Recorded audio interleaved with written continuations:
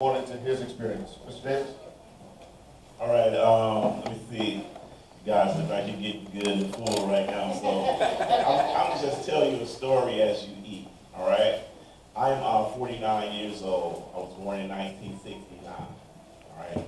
When I was a little boy, my parents were afraid of the criminal justice system. Not just my parents, my grandparents, my aunties, my uncles, and I was actually raised in California.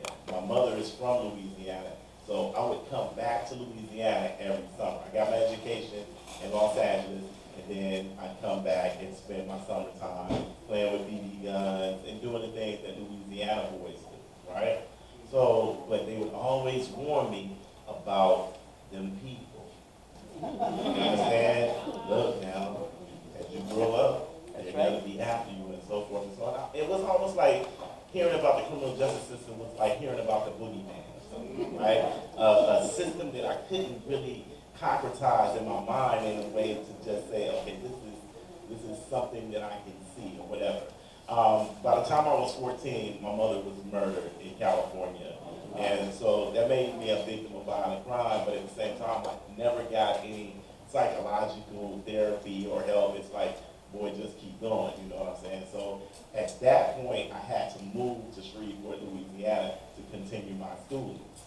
Now my father was married to a woman already, and so I'm the Cinderella child, and I have to come in dealing with the loss of my mother and so forth. My father died when I was 16 years old. So I was like, oh my God, this is crazy. But he made me promise that I would graduate high school. So at the age of 16, I graduated from Booker T. Washington High School in Shreveport. My birthday came about 2 months later, and I joined the United States military. Took off, started seeing the world, started learning some things. I used the GI Bill to enroll in Cal State Long Beach University. So by the time I was 19, I was in school doing what I was supposed to do. I started visiting my half-brothers and sisters again in about 1989. So we would come out here, and it was a big gang problem in Louisiana at the time, in Shreveport particularly. So I became one of the people that came under the radar of the district attorney's office because the federal government started offering grants for any county or parish in the United States that could prove that they had out-of-towners coming to their cities, radicalizing the locals. And these grants were worth millions and millions of dollars. So ultimately, I'm at home in Compton, California one day, and I get a phone call, and one of my friends said, hey, you're on the news down here. I said, oh, what I do now? You know what I'm saying? I'm thinking it might be something good, though, because I was doing a lot of good things. And he said, no, you're wanted for second-degree murder. I said, second-degree murder? I didn't do nothing, so I wasn't even worried, even though my grandparents and my parents had told me to fear this system, right? They warned me. Don't, just like if you're a black mother right now and you have a son that's 13, 14 years old, you're supposed to be telling them what to do if a police officer stops them, because this system is dangerously designed to harm people of color, all right? And I don't always like to bring up the color aspect of it, but I wanted to give you guys a real good moral understanding of why we have to support an Amendment 2. I was flown back here at taxpayers' expense, and I was accused of this murder, so I said, I'm going to trial. And my attorneys were telling me, you can't win a trial in Louisiana. They weren't even worried about whether or not I'd done the crime. They said, if you go to trial, you're going to get convicted. And I'm like, that's impossible. I mean, this is the United States of America.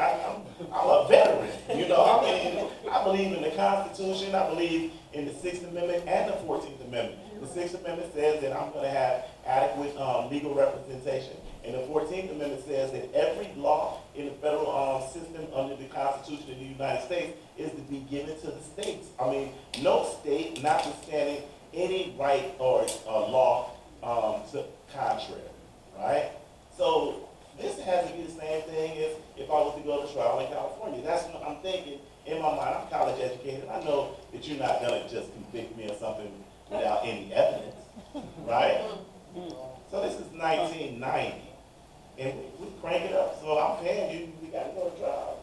I said, I want to go to trial. He shook his head. The judge gave that little smirk. Okay. And it's all over my head. I'm not really understanding what's going on. And I'm sitting there and I'm thinking I'm sharp. I'm like, okay, they don't really have any good witnesses or any physical evidence or nothing. I know that they can't convict me of something I didn't do. I just know that. So I'm sitting here and they put it on their show and we put on our show and it's like, okay, we won, right? I'm thinking in my mind. The jury comes back out after 3 hours of deliberation. One of the ladies is crying. Bad something.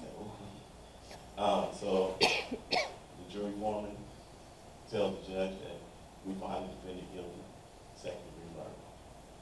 So my lawyer said, poll the jury. So polling the jury means that each of these 12 jurors had to be asked how they voted, right? So they polled the jury. I had 10 whites and 2 blacks. They said, how did you vote? I voted guilty, sir. Voted guilty, voted guilty. And they went down the line, and I had the 2 blacks that I had on the jury spinning the case. They voted guilty. 2 60-year-old white men stood up and said, we can't send a man to prison with this kind of evidence, not for the rest of his life. 2 white men. Now, the history of the non-unanimous jury verdict comes from an architect, a man by the name of Samuel L. James. He is a man that came to Louisiana in 1851 from Tennessee. He was a agricultural hustler, or he was a businessman, right? He fought for the Confederate Army.